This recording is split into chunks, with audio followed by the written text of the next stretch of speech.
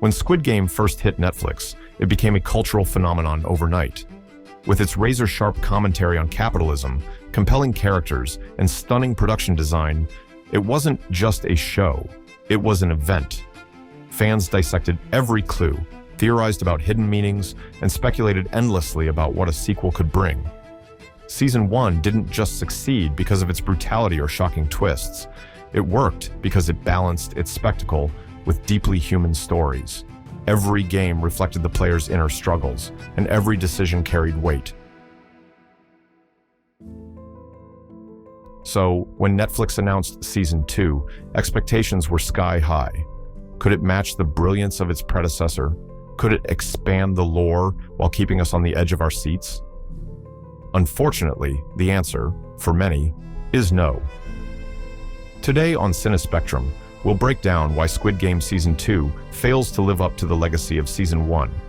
In this first part of our video, we'll keep things spoiler-free and focus on the broader issues that plagued the season. One of the greatest strengths of Squid Game Season 1 was its simplicity. The games were straightforward, children's games with deadly stakes. But that simplicity masked a much deeper complexity. Each game acted as a metaphor, reflecting the player's desperation, greed, and humanity. Season 2, however, loses this magic. The new games are more elaborate, but they lack the same emotional punch. Where Season 1's games felt like extensions of the characters' journeys, Season 2's often feel like they exist purely for spectacle. It's as if the showrunners wanted to outdo themselves, but forgot why the games mattered in the first place.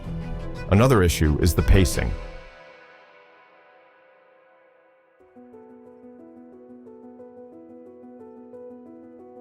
Season 2 spends an extraordinary amount of time on voting sequences and group deliberations.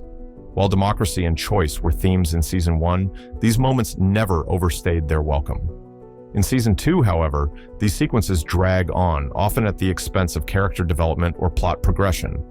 Instead of diving deeper into the psyche of the players or exploring the lore of the game's creators, we're stuck watching endless debates that feel repetitive and predictable. Season 1 introduced us to unforgettable characters like Gi-Hun, Sang-woo, and Sae-byuk, whose arcs were tightly interwoven with the story. In Season 2, we meet a host of new players, but many of them feel underdeveloped. Take Player 333, a cryptocurrency influencer, or Player 388. While their backstories are intriguing, the show doesn't spend enough time fleshing them out. Instead, they become background noise in a sea of underutilized characters. One exception is Player 007 and his mother, whose motives and performances stand out. But even their storyline feels rushed compared to the depth we saw in Season 1. One of the most exciting possibilities for Season 2 was the chance to expand on the game's world. Who are the workers? What drives them to enforce such cruelty? How did the recruiter become a key figure in this twisted system? Season 2 teases answers, but never fully delivers. Instead of digging into the motivations of the workers or the origins of the game, we're left with surface-level explanations that feel rushed and unsatisfying. For instance, the recruiter, a fan favorite from Season 1, returns with more screen time, but his backstory is barely explored. Why does he believe in the system? What led him to recruit players for such a brutal competition? These are questions the show skirts around, leaving fans frustrated. Squid Game Season 2 had the potential to be a worthy successor to Season 1. It could have built on the emotional and thematic depth that made the original a masterpiece. Instead, it feels like a misstep, an attempt to go bigger without understanding what made the first season so special. But if you're still curious about the specific plot points and twists, stick around for Part 2. We'll dive into spoiler territory and break down exactly where Season 2 went wrong and why. Alright, this is your spoiler warning. If you haven't watched Squid Game Season 2 yet and want to experience the twists firsthand, pause here and come back after you've finished. For everyone else, let's break down exactly where Season 2 falters, starting with the biggest missed opportunity of all, Gi-Hun's journey. Gi-Hun's arc in Season 2 is, quite frankly, a mess. At the end of Season 1, we saw him transformed, haunted by what he'd endured, but determined to uncover the truth behind the games. Season 2 picks up with him on this mission, but his path feels directionless. The biggest issue is how easily manipulated he is by the frontman. The hints were glaring. The frontman pressing the O button, echoing player 001's role in the previous season. And yet, Gi-Hun never questions these clues. For a character who's supposed to be smarter and more determined after surviving the first games, his naivety feels out of place. The frontman was a fascinating enigma in Season 1, a former winner turned puppet master. But in Season 2, his role feels like a rehash. The revelation that he shares the same number as player 001 from the previous season is clever, but the show doesn't capitalize on it. Instead of exploring the psychological toll of being the frontman or his motivations for maintaining the system, the character becomes a generic villain. His manipulation of Gi-Hun is predictable, and his interactions lack the complexity we were promised. One of the most intriguing aspects of Squid Game has always been the anonymous workers enforcing the deadly rules. Who are they? What drives them? Season 2 finally attempts to answer these questions, but the execution is underwhelming. The workers' motives are hinted at.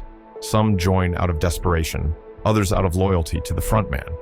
But these explanations feel shallow, rushed, and ultimately unsatisfying. The show spends more time on repetitive voting sequences than on delving into the workers' backstories, leaving us with more questions than answers. Detective Hwang Joon-ho was another standout from Season 1, and fans were eager to see his investigation continue. However, his storyline in Season 2 is riddled with contrivances. The most baffling moment? His blind trust in the sailor who helps him locate the game's island. Despite the sailor refusing money, a red flag if there ever was one, Hwang never questions his motives. It's frustrating to watch a character who was so sharp and resourceful in Season 1 make such an obvious mistake. One of the most anticipated returns in Season 2 was Gong Yu's character, the recruiter. His charismatic and enigmatic presence in Season 1 left fans craving more. While he does get more screen time in Season 2, his backstory remains largely unexplored. Why does he believe in the games? What's his personal philosophy? The show teases answers, but never delivers, leaving the recruiter's potential wasted. Perhaps the most disappointing revelation of all is that Season 2 isn't a complete season. It's just Part 1. Fans were expecting a full narrative arc, but instead, we're left with a cliffhanger and a vague promise of a continuation in 2025. This decision feels like a betrayal of the audience's trust. After waiting years for a follow-up to Season 1, we're left with an incomplete story that fails to justify its existence. It's not all bad, though. Season 2 does have its moments. Player 007 and his mother are standout characters with clear motives and emotional depth. Their performances are so compelling that they almost make up for the season's broader shortcomings. Similarly, the production design and character diversity remain top-notch.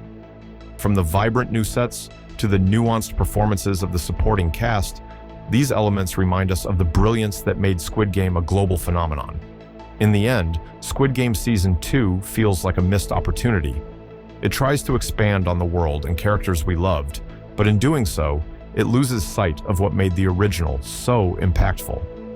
The lack of focus, weak character arcs, and incomplete narrative make this season a frustrating experience for fans who were hoping for more.